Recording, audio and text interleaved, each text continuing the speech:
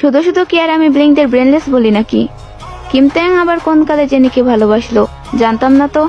আমাদের কিম তাইয়াং এর এতটাও খারাপ দিন এখনো আসেনি যে কনসার্টে সার্ভিস দেয় মেয়েকে পছন্দ করবে। আর যেন কি বলেছিলেন, কিম তাইয়াং জেনির টাকাকে ভালোবাসতো।